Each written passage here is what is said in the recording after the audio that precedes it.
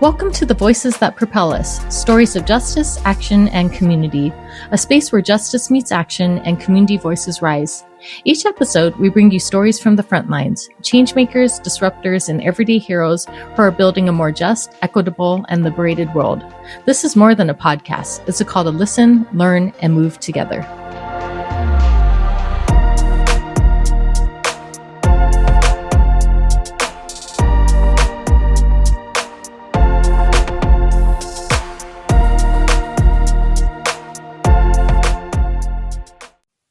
You were just listening to music from the incredibly talented Stephen Kong.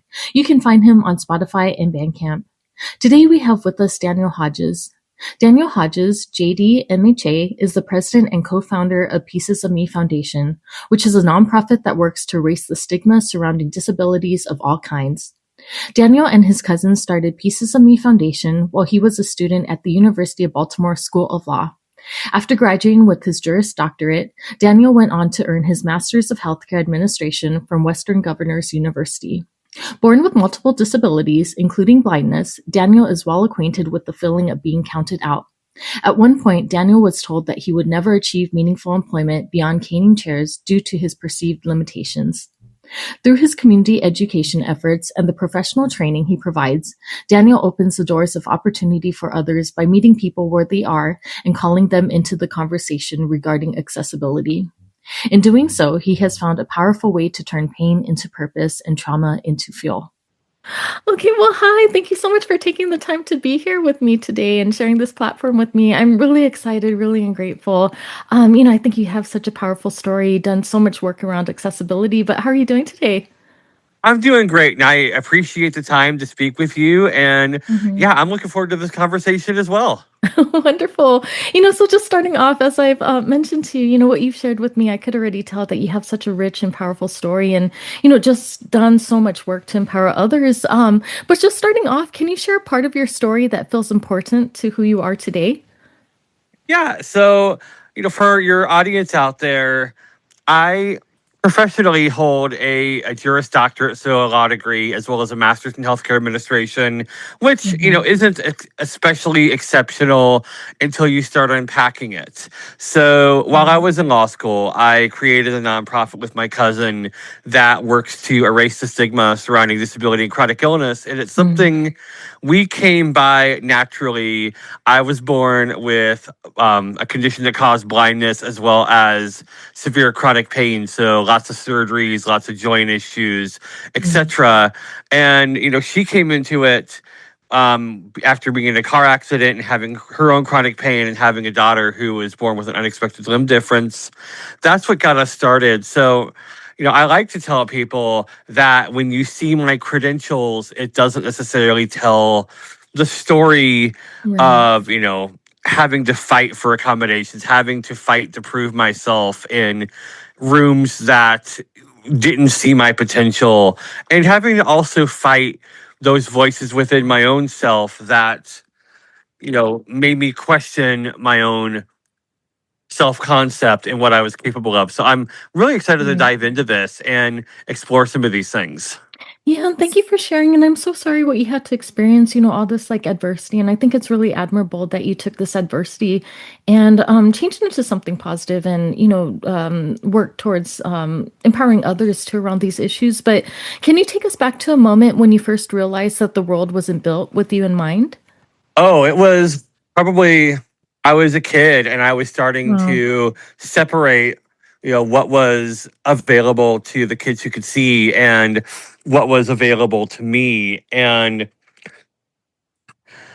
starting to identify, hey, there's a real difference here. And the natural thing was to, try to fit in and to, and really, in essence, mask and say, okay, I may not be able to see, but I can do all of the things that they can do. And I didn't have those influences in my life at that point who showed me, blindness alternative techniques or, professionals who were able to go out and research those things. So really, for the first several years of my life, it was trying to squeeze every last drop of use I could out of what little eyesight I have. And then also on a separate but parallel track being told, your potential to go to college and, get a Mhm. profession and have a family.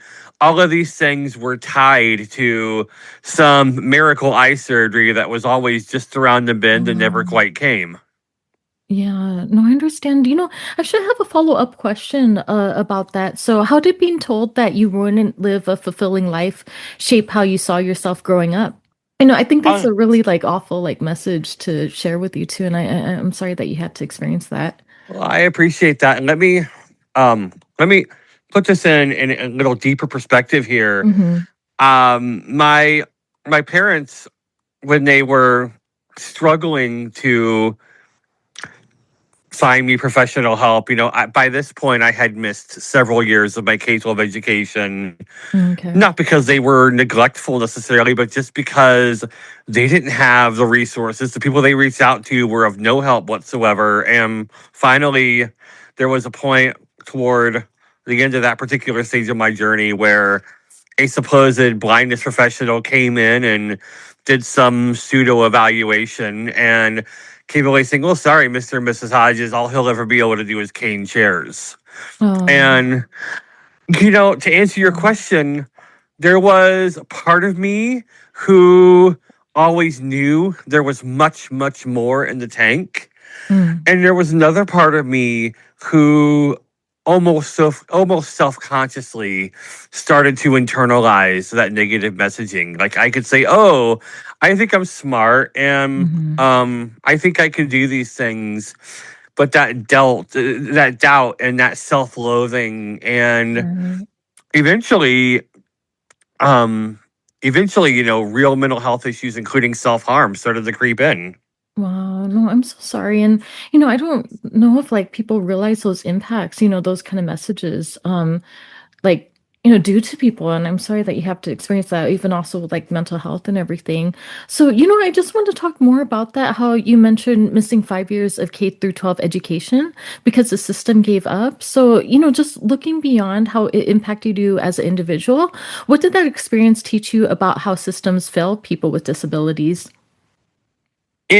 It taught me that, despite the resources being out there, Hmm. the connections that are supposed to bind people to these resources often fail. Right. For example, I I had you know, a series of teachers in elementary school who I think really wanted to teach me effectively, and administrators who really wanted to teach me effectively. And yet, there was a visit to the Cleveland Sight Center where they looked at different tools to try to amplify my my eyesight, really to no real benefit, and they spent thousands of dollars on this. And yet, 2 hours down the road the other direction was the Ohio School for the Blind, who would have Mm-hmm. been happy to teach me Braille, teach me how to use a white cane, introduce me to other blind people. Those resources were there, but there was a massive gap in my ability to access those things.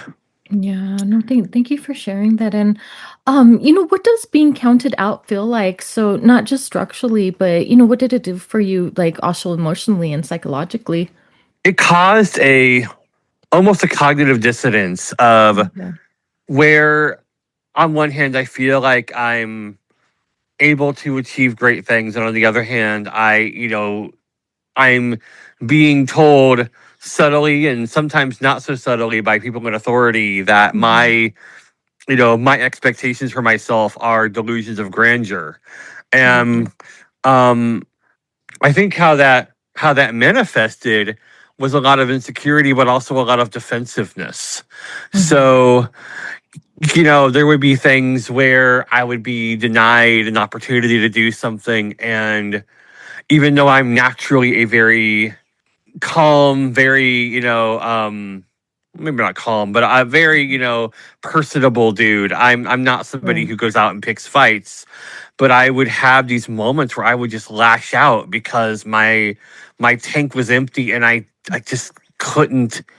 I was so triggered that I couldn't feel any other path to Mhm. expressing myself and trying to get my needs met. Yeah, no, thank you for sharing that. So, just in your opinion, where do you still see the biggest gaps today when it comes to accessibility and inclusion? I would say, um, if we're looking at gaps, there's still a big, chasm between the resources people need and Mhm.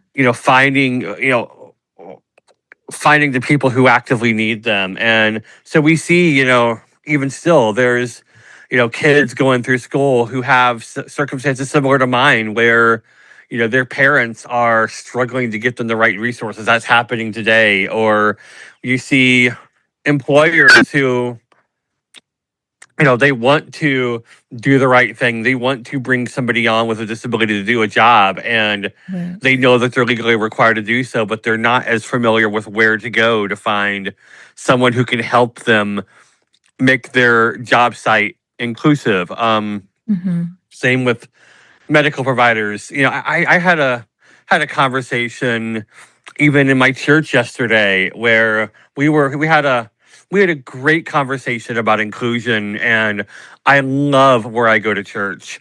And at the same Um, time, some of the questions they had, you look at and you're like, okay, I'm not judging them for having these questions. I'm grateful that they brought it up, but it right. just reminded me how little the general population knows about how we access the world.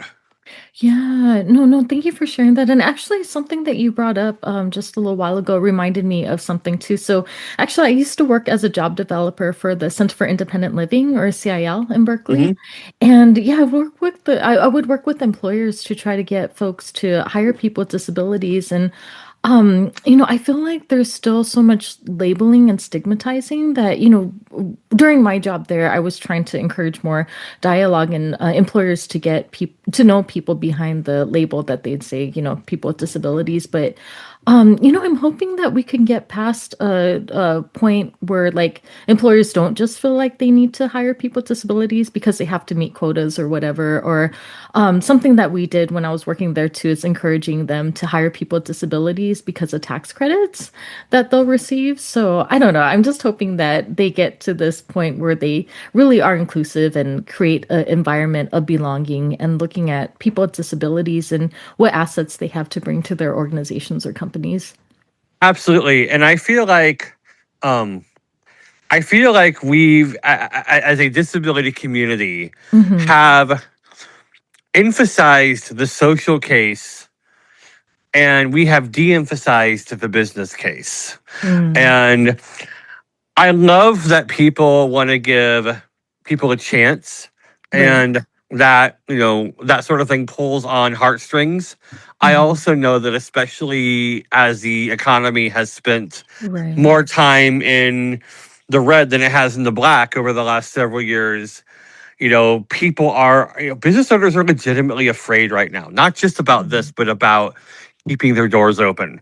And so, one of the things I do in my advocacy work is say, look, if I give you a recommendation that puts you out of business tomorrow, I haven't done my job. Oh, So, your business, your business has to stay open in order for it to serve any of us. right. Um, so talking about how universal design actually improves profitability and improves innovation, Hmm.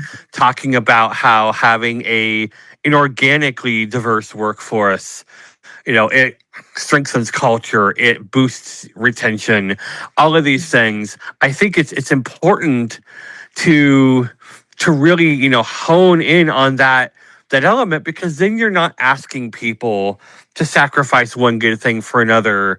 You're building a win-win proposition. No, I think so too. And I'm glad that you're also doing that work around awareness because I don't know, I just feel like at least some employers that I came across, they seem to have these like judgments or stereotypes with people with disabilities. So Hmm. they would say like, oh, don't they think too slow or move too slow? I don't think they'd be able to work here. And Yeah, I don't know. I think they just don't see people like in their humanity. So, yeah, I totally agree with you to show them like not, just not hiring people out of the kindness of your heart, which I hope that they do too. But it's also like they will increase profitability as well. And, there's so many benefits other than, just filling your numbers with people with disabilities. Absolutely. And, we talk about not just hiring, but upward mobility. And, Right, you right. know, even in cases where somebody is, fiscally able to hire somebody as a means of, doing a good deed, Mm-hmm. that the path to upward mobility is pretty much nailed shut at that point Oh because yeah. because they're not intellectually understanding what that person truly brings to the table. So I think again that's why having this blended approach is important, not Right. just to get us in the door, but for your audience, there's another statistic I use which says that even assuming we nail the hiring problem. The Mm-hmm. other problem out there is that people with disabilities earn 67 cents to the dollar compared to Wow. our non-disabled peers.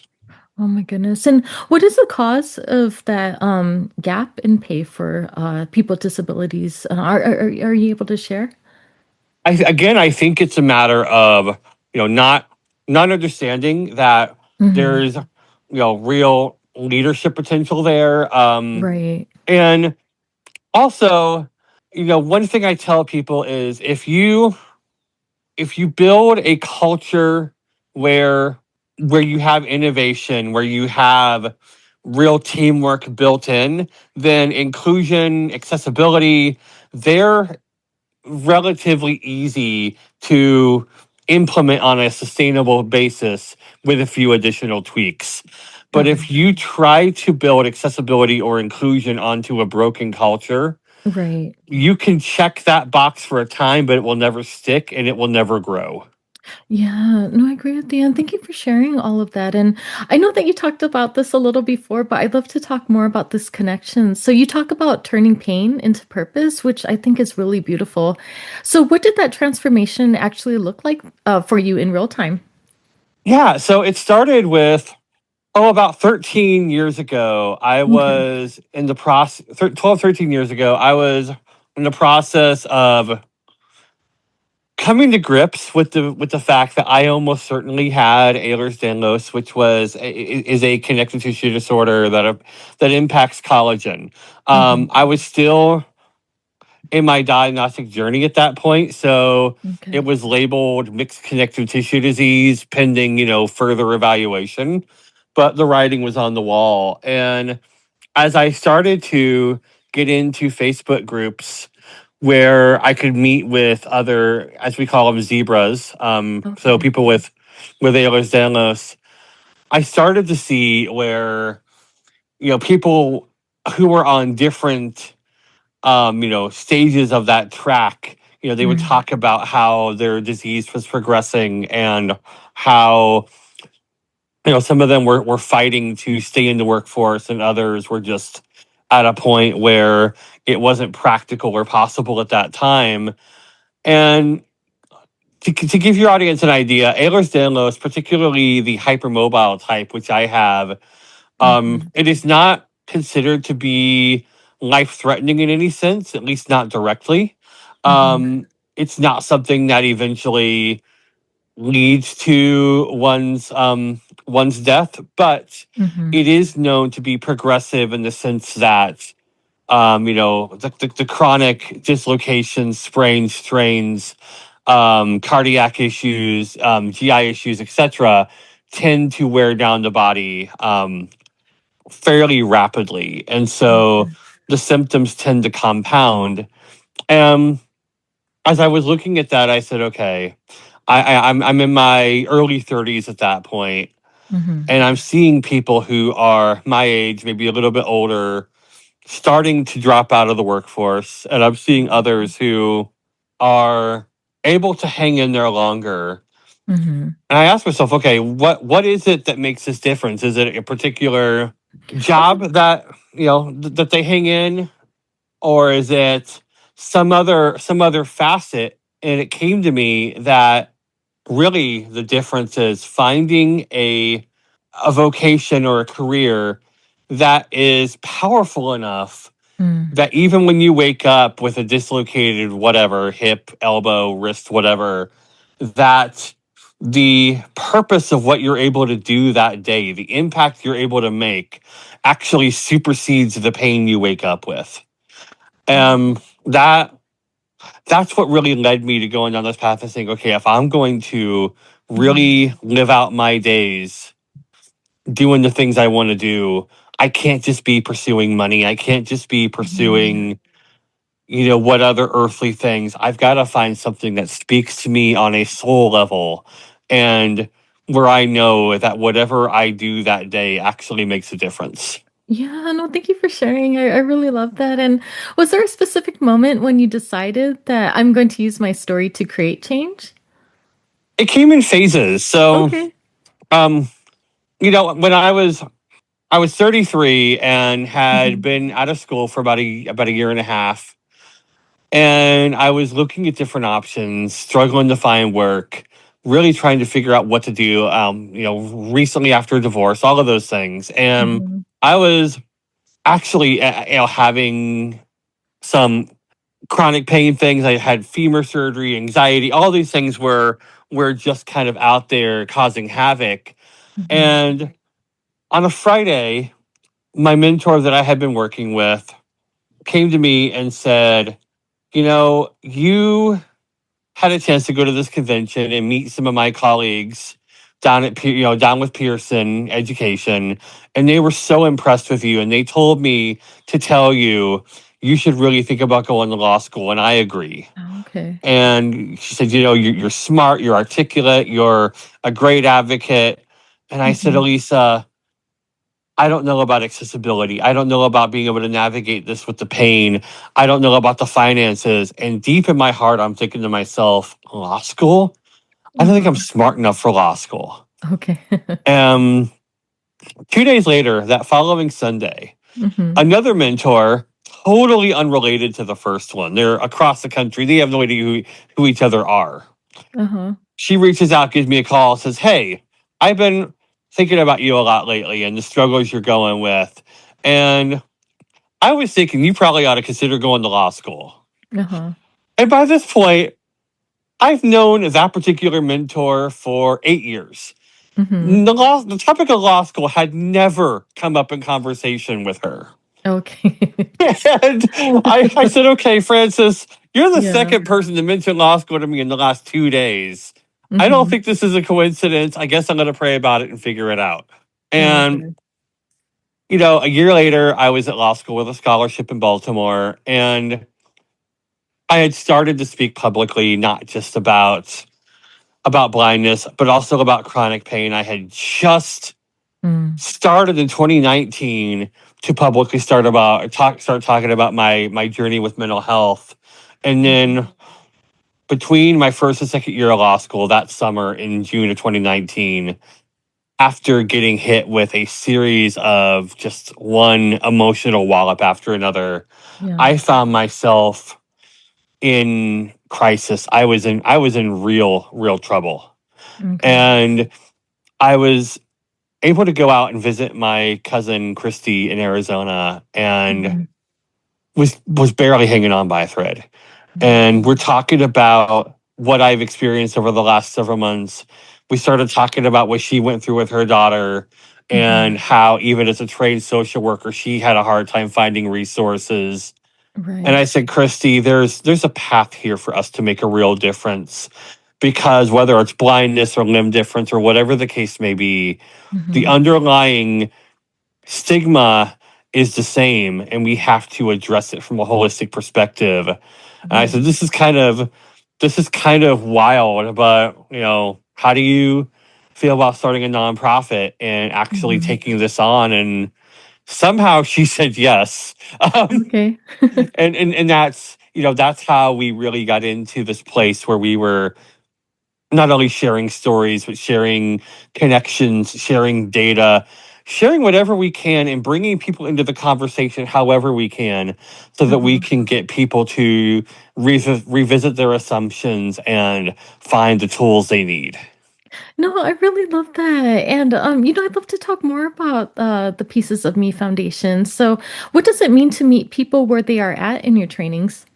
What that means in my book is Mm-hmm.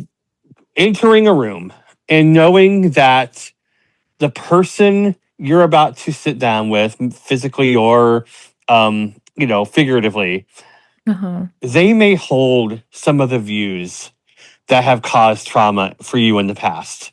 Mm. Um, you know, that person who owns a business or who supervises a team may hold the same views as the person who denied me the opportunity to work in a job that I was qualified for. Okay. That medical professional may hold the same biases that led to my ex-wife and I fighting for custody of our first kid based on Mm. blindness. And being able to say, I'm going to I'm going to do the work entering the room so that I am staying out of my triggered space Mm. and holding space for a Okay. very raw, vulnerable conversation and saying, okay, regardless of what comes out of your mouth right now, I'm going to give you space. I'm going to give you grace. I'm going to say, if you're willing to engage in a vulnerable, raw conversation Mhm. with me, even if something comes out sideways, even if you ask something that's indelicate, I'm going to remember that you have good intention because you're here Oh, sharing this moment with me and we're going to work through it. okay. No, thank you for sharing. I really love that. And how do you hold space for your own healing while doing this work? Because I can imagine that this work can get heavy sometimes. I have found that the concept of healing and the concept of forgiving are Hmm. intertwined. Okay. And we don't have to say that something was okay. Hmm. There are, it will never be okay that I had to fight for custody and fight my daughter's cancer at the same time. That'll never be okay. Right. But I can say, look, there are systems that made that situation happen. Hmm. And I can take this story, I can take my lived experience and insight, and I can work to reframe those systems so that other people don't have to do it. Yeah. And so I try to focus from a place of hope. I try to focus from a place of acknowledging what has happened Hmm. while also remembering that it doesn't have to be that way going forward. And yeah, there's a tremendous amount of self-care that goes into it. There's a tremendous amount of prayer and listening to music and reading and you know speaking with trusted friends and doing all the things we know we have to do to process trauma. And n- not an insignificant amount of CBT along the way. Chronic behavioral Hmm. therapy along the way Right. to um, to be able to process these things and turn what could be a tragedy into something that propels real progress. Right, right. No, thank you for sharing that. And so you've talked about avoiding performative inclusion. So how can people recognize when inclusion is real versus being performative? I think that comes down to like we were talking about before, where Hmm. people want to do the right thing, and when they're Okay. acting from a lack of knowledge, it can be they act on a surface level, and I think it's a matter of saying, hey, thank you for trying the best you know how. Now, Okay. can we take this a little deeper? Can we Hmm. take this a little more into the intricate details that will allow this to be what I say replicable, sustainable, and relevant to you so that it Hmm. becomes a permanent win-win and not a temporary thing that you do just to check it off the list. Yeah, no, I agree. Thank you for sharing that. So, you've said that no one is making me offer grace. I get to. So, what does that choice mean to you? Yeah, so to me, I think a lot of people feel like they're being forced to extend grace despite their trauma, and it can feel invalidating. Okay. And I try to come at that from a different perspective and say, do I have the right to be angry about what has happened in my life? Sure. Okay. Mm-hmm. But it doesn't serve me. What Yeah. serves me is being able to reframe it and say, I could acknowledge what's happened and I can turn it around so that instead of eating me alive, it Mm-hmm. actually goes out and it becomes a force for good. Yeah, no, I really love that. I love your approach to grace, but just to follow up to that, how do you balance offering grace, while also holding systems and people accountable at the same time? That's a really good question. And I believe that we can point out flaws in the Mm-hmm. system and even within people's reasoning, and we can Uh-huh. do it with kindness, and Mm-hmm. we have to do it with clarity. Um, if I am talking with an employer and something comes out that is harmful or misses the mark, Mm-hmm. I have an obligation to kindly figure out where that's coming from and try to uproot it, Okay. and let them know, hey, this is what I'm doing, this is why I'm doing it. But if if somebody says, oh, I can't see a blind person doing that, and my Right. response is, oh, you ableist fool, Mm-hmm. that might be factually correct, but it's Right. not helpful. What is that going to do? It's going to put them on the defensive, Yeah. and it's going to make them, crawl right back into their shell. So then you have to say, okay, what is it that makes you think a blind person can't do this? Walk me through your reasoning. Mm-hmm. You almost have to do a real root cause analysis and figure out, okay, that conclusion is based off a series of assumptions. How Mm-hmm. far down can we drill in order to find that baseline assumption that is sending everything else off track? I love that. You know what you brought up too, it reminds me because actually I've interviewed quite a few people, or at least several people with disabilities on this podcast, and some people have also brought up how people, like you were saying, like being ableist and having these assumptions that because they have a physical disability, it also means that they must have like an intellectual disability as well. So I really love the work that you're doing is trying to like dismantle and break down these stereotypes that people have because I think, I don't know, just widely it feels like people have these like blanket statements of what it means to be a person with a disability. So, that's something that I found interesting. Also, that something that I've seen myself too, like people just having this assumption because you have something physical, it must mean that you're not capable of doing something intellectually as well. Absolutely. It took until I was in well into law school before Hmm. it finally occurred to me, hey, I actually am kind of smart. I love Um, that. No, good for you. and you know, I think it manifests in several different ways. Right. My ADHD, which is pretty pronounced Okay. and can either be a tool or it can be a series of angst or sometimes both at the same time. Right. Um, it was actually part of the reason it was delayed in getting diagnosed was again because people were so quick to ascribe everything to blindness that the secondary characteristics fell by the wayside, and that's actually a known phenomenon within medicine and within mental health. They call it diagnostic shadowing, where you know there's this providers are just taught to strain and cajole and twist everything under as few umbrellas as possible. And Mm-hmm. so that's one of the things that I really focus on trying to dismantle.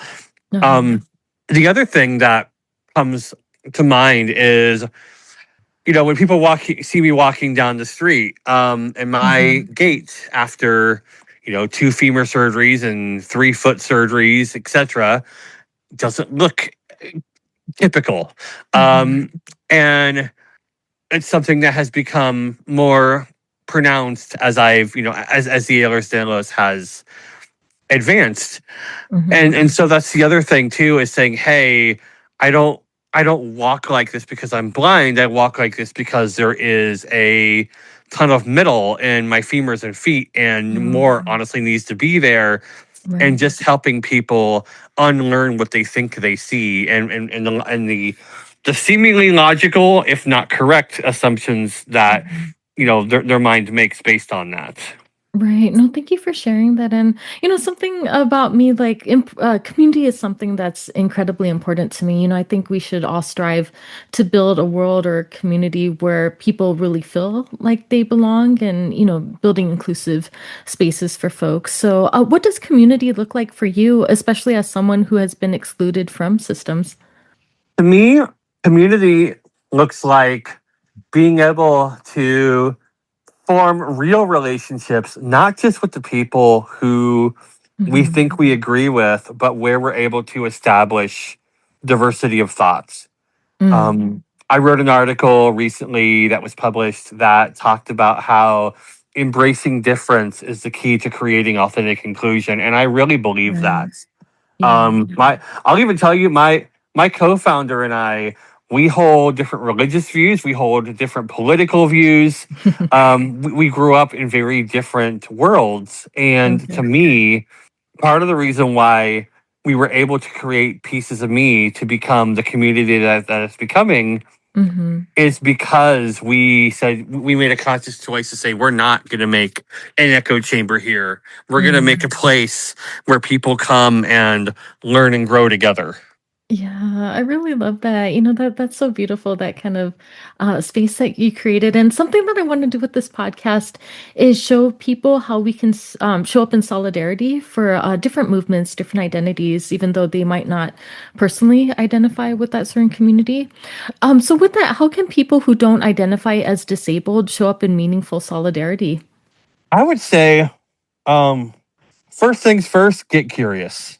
Mm-hmm. Um, and I think beyond that, if you're wanting to add disability to your social justice portfolio, Mm-hmm. um, then one thing to do is to familiarize yourself with the history and the culture of people with disabilities.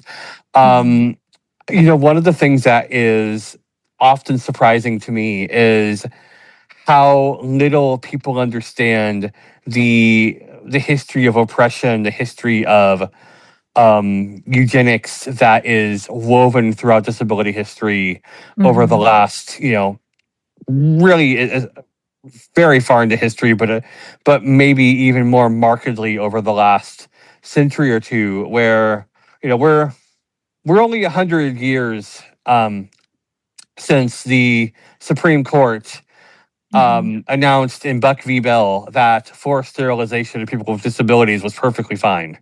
Wow. And technically, that is still good law as far Right. as the case law is concerned. Even though thankfully most states have overridden that. We're only a generation away from Mm-hmm. when the last quote unquote ugly laws were Mm-hmm. finally abolished. And Wow. for your audience, those were laws that forbade anyone who was quote unquote unsightly from entering the public square. And Wow. it's important, it's Mm-hmm. critical, in fact, to understand that with the ugly laws are a great example because there are places you might imagine where those laws may have been in place. Mm-hmm. Some of your listeners may think, "Oh, well, that should have, almost certainly been in deep red places." Okay, Right. yeah, there was some there, but there was Mm-hmm. also some in Chicago, and there were Mm-hmm. some in other progressive places as well. More recently, during Mm-hmm. the COVID pandemic, there were a series of documented cases of euthanasia Wow. where we're not just talking rations resources based on disability. We're talking flat out mercy kills. Oh my And goodness. some Wow. of them happened in places you would think, other of them happened Mm-hmm. in Oregon. Wow. So, to answer your question, I think understanding that although fighting ableism is intrinsically different from fighting maybe racism or anti-LGBTQ positions Mhm. or sexism, etc. Mhm. All of these movements have differences. They all have commonalities, but just being able to say, wait a minute, fighting Right. ableism is on an equal par with that, and really leaning into it would be a Right. huge thing. No, I agree with you too. And something that you brought up too just reminds me of something of like just the intersections of our identities as well. So we shouldn't like separate these into different categories or communities or anything. So Yeah, something about me to like actually identify as a person with a hidden disability. And so that's what I think about too. Like that's one part of my identity, but also I'm a person of color with a disability. So I feel like it just like those identities really intersect with each other too. So I don't that's why I think solidarity is incredibly important to me as well, because like what affects one group, I think we should think like it's not just like us versus them. It's like what affects one group should affect all of us though. So for us like standing up in solidarity with other groups, hopefully it can also benefit our movements as well, regardless of what movements that we're standing for at the time. definitely. I think putting a finer point on Mm-hmm. the topic of just understanding dealing with ableism on the whole, another Uh-huh. thing that I find people assume is that maybe disability is different from other characteristics because they Mm. tend to assume that many of the complications arise from having the disability itself. And to be Mm. sure, there are some cases where that is probably the case more than others. But what I tell people is, in my world of blindness, for instance, a world that people think they understand, Right. um, in my world, 30% of the issues I deal with related to blindness are actually intrinsic to vision loss. And the other Mm. 70% or so are connected to more human made factors, bias, Mm-hmm. inaccessibility, just exclusion, so things that are social or structural in nature. Mm-hmm. And I think it's important for people to understand that, because then we understand that it's fixable, and we also Mm-hmm. understand that it really is a social problem and not a physical problem. Right, right. No, I definitely agree with you too. And I know that you brought up hope earlier. I'd love to talk with you more about hope. So what gives you hope right now in this work? I um well, speaking personally, outside of my role as a outside of my role within pieces, I Mm-hmm. personally, I am someone who is a person of faith, and so that is my compass, and that Mm-hmm. starts me down the road of having hope. Okay. And I understand that that's not this, that experience is different for everyone. That's where I come from. Mm-hmm. Um, Looking beyond that, I have the ability most days to sit down with somebody who is brand new to this. Mm-hmm. And while we don't solve the world's problems in those conversations, I Mm-hmm. get to see in real time where that light bulb starts to come on for the first time. And Mm-hmm. you start to see somebody's mind or heart change. And will it take work? Yeah. Mm-hmm. But I'm reminded so frequently that conversations with people, education, outreach, these things can make small changes that lead to ripple effects. And so Right. I feel like it's really important to keep that in mind, because we're bombarded with messages from the outside world that are full of contention and full of fear and Mm-hmm. despair. And it's not to say that things aren't hard. Things are, Right. things are hard, but things are also fixable. No, I agree too. And I don't know, do you feel like people have that like perspective too? I really do love that though. It's just like I don't know, because I talk to people right now because we're also, I think, just in general going through a lot, and a lot of people are just saying like, oh, the world is crumbling right now. But I love that perspective of like, things can be, there are solutions to what we're happening. So I don't know, how do you think we could get people in that frame of mind so they start to step up more to add to the solution rather than, just seeing things, just watching things, kind of, I guess, fall apart in, how people see it. I am a strong proponent of calling people in rather than calling them out. I And love that. as we discussed earlier, that doesn't mean we're anti accountability. It doesn't mean we're Hmm. pacifists, Right. but it means we're strategic. I love that. Um, so if you're caught up in a world where most of your media, whether it be social, whether it be traditional media, whatever it may be, if you're Hmm. caught up in a world where most of what you consume is throwing shade at the other side, whoever the other side may be, I think Hmm. it's really hard to experience hope in those moments because those Yeah. those forums are not meant to foster hope. No, They're I meant to agree. foster contention. And to Hmm. me, contention is the complete opposite of hope. Yeah. Yeah. No, I agree too. And I think that's the reason why I wanted to start this podcast too. I just felt like there was so much like tearing each other down and just arguing and name calling and everything. And I caught myself in that, like Yep. in that vicious cycle too, not saying that I'm perfect at all, but yeah, for me, like I want to put more hope out there and like give people more reason to be hopeful in humanity and see like all the beautiful people doing wonderful work in their communities every day versus like the algorithm keeps pushing all these negative stories on us that, I think takes away hope from us. Absolutely. Yeah, yeah, but, thank you so much for your time today. I had such a wonderful time talking with you. I appreciate you sharing all your insights and wisdom. But just as we're wrapping up, for someone listening who wants to take action today, what's one place that they can start? Well, I think on a more macro level, again, be curious. Hmm. Assume, you know what? When you come across somebody who is triggering you, if you can Hmm. find the space to get out of the fight or flight mode, assume a difference of opinion or a difference of perspective before you assume that person is evil. Okay. I think it's a great place to start. And if you'll allow me Mhm. a plug here, this Yeah, ties of into course.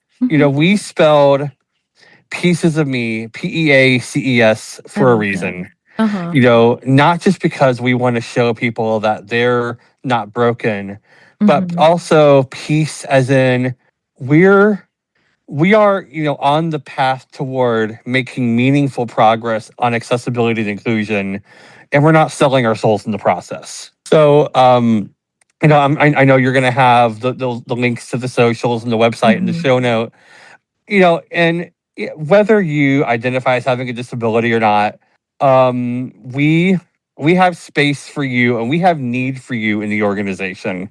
Hmm. I tell people, time, talent, treasure, whatever it is you have to offer, we want it, we need it. Come be part of us. Yeah, no, I really love that. And, I think that's a great way to just close out today. But just lastly, how can people find you if they'd like to connect with you? Absolutely. So I am Daniel Hodges, JD, Hmm. MHA on LinkedIn. That's probably the best way to find me. Okay. I'm told that finding me on Facebook is harder, but Okay. yeah, definitely check it.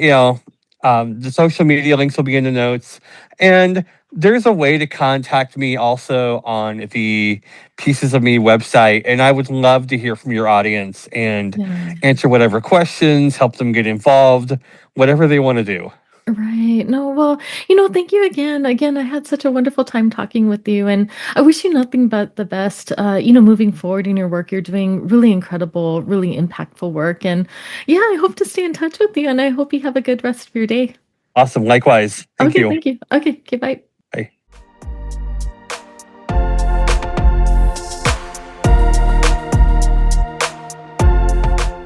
Thank you for being here and tuning in to Voices That Propel Us, stories of justice, action, and community. Your presence in this movement matters. If today's conversation moved you, share it, talk about it, and keep the work going. Together, we're not just imagining change, we're making it. Until next time, stay bold, stay grounded, and stay in the fight.